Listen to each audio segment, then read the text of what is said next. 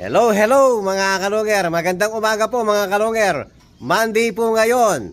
Meron na naman tayong good news mga kalunger. So meron na naman tayong nasilip. Meron tayong nagbalik na ibon mga kalunger. Galing din ng South. Last year po nawala to mga kalunger. So eto na po. Papakita na natin yung bumalik nating ibon.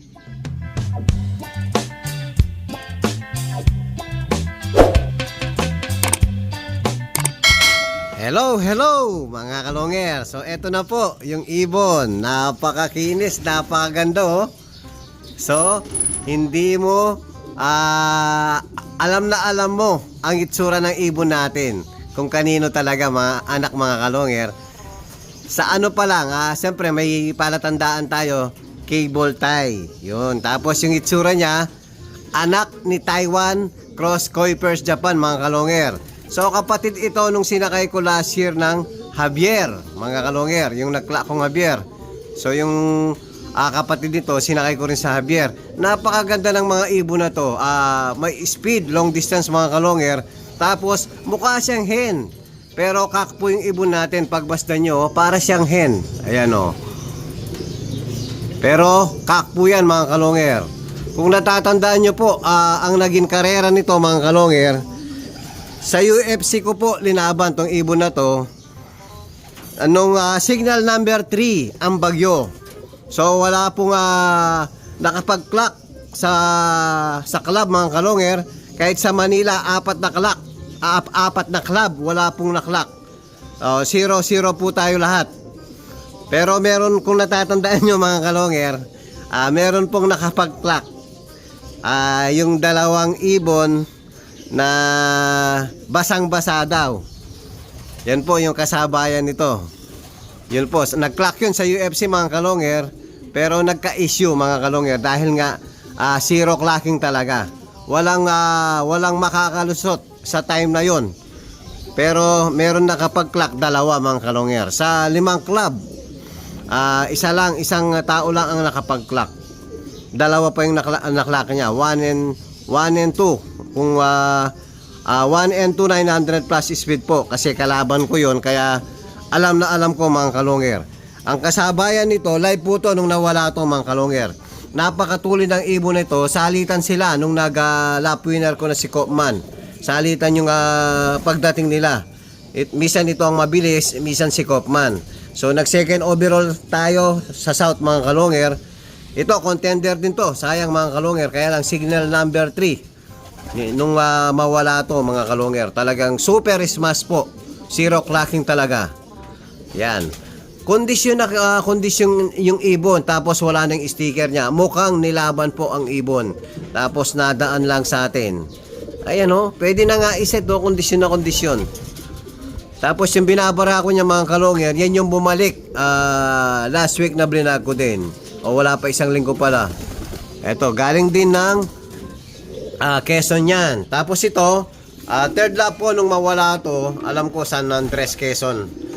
Parting Quezon pa rin mga kalunger. Napakaganda. Pwede na nga pag-asawahin yan eh. Pero ito, hanapan ko ng speedbird din mga kalunger.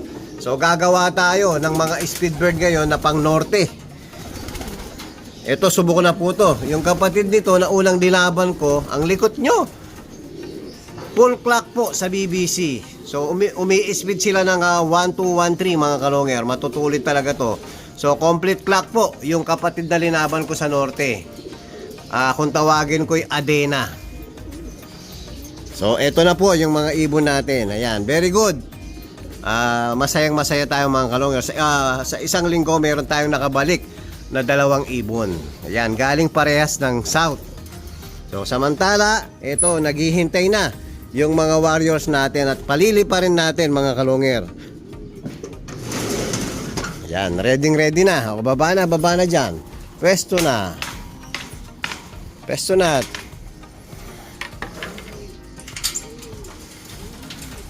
Lipad!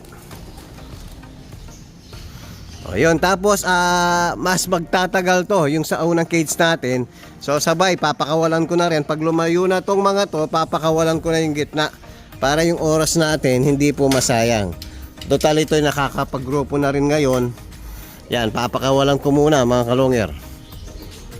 O yan mga kalongger, papakawalan natin sa gitna. Labas, labas. Labas, labas. Ito ayaw lumabas yung isa ng itlog kasi.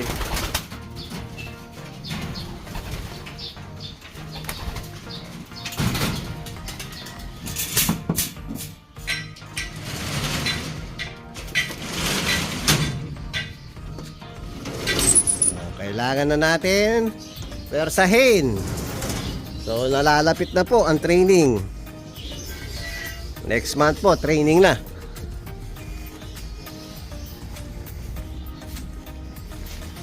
O lumayo na mga kalongger. Hintayin na lang natin yung mga warriors natin. Nagsama-sama oh. Nagsama-sama yung mga sa unang kulungan at saka sa gitna. Ayan, marami-rami po to mga kalongger. May git 30 to. Nasaan? Nawala. So pwede na palang pagsamahin. Sakto, pa July na po. Ayan o, dami o.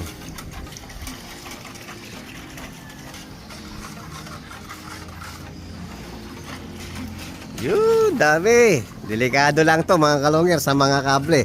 Pagsama-samang ganyan na madami. Ayan o. Hindi nakokontrol yung pag-ikot nila.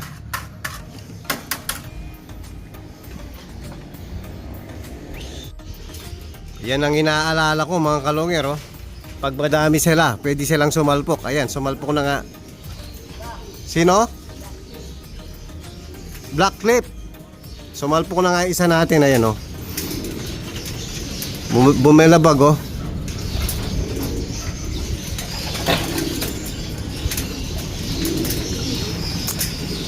Yan, hinuli ni na MPFL Black clip.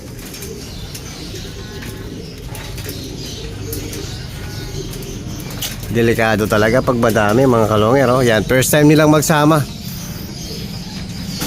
Bad news agad.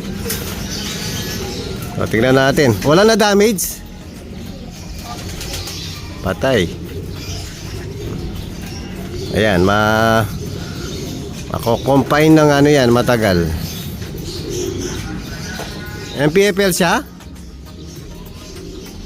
Ay, hindi ano yan. Siya yung sa gitna. Yung sa gitna yan. Oo. Sige, dali mo muna rito. Ayan mga kalongger, ayan oh. Nadali. First time nilang magsama, yung una at saka sa gitna. Kasasabi ko lang mang kanina. Ayan, nasugat na oh. Ayan. Yan, di natin pwedeng i-close up. Bawal sa YouTube mga kalongger. Pero kung hindi natin alam, sabihin natin na palco. Oh, yan ang pwedeng mangyari sa mga nakalaban natin pag tumama sa kable. Sasabihin pa natin bobo yung ibon natin, no? Pero ang totoo mga kalongger, madaming pwedeng mangyari sa kanila bago makauwi sa atin yung ibon natin. Kaya pasalamat tayo pag nakauwi ang ibon natin. Yan, gagamutin muna natin mga kalongger. Ihiwalay muna natin yan. Hello mga kalongger. Ayan, pinapakain na po ni Superbook yung mga warriors natin. Kumain na ba ng pellets yan? Kumain na pala ng pellets.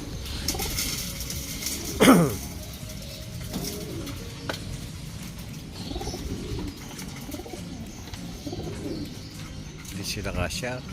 Lagay mo hanggang doon. Yung isa natin nandun sa kabila oh. Laki ng ibon no, parang paniki oh. Laki no? Sabi nilang kantong hango. O, tapos mga kalongger, dahil Monday, molasses po na may halong bawang ang papainom natin. Ayan, nagbabad na si Superbook kaninang umaga. Yan po, kita nyo may bawang oh. Yan po, pang flashing sa mga warriors natin. Daily routine. Yan si One Foot oh. Laban na natin yun. Pwede no? Ayan. Matanda na rin. Ayan yung kababalik lang sumisilip oh. Magaling to, magaling to. Malakas ang resistensya nito.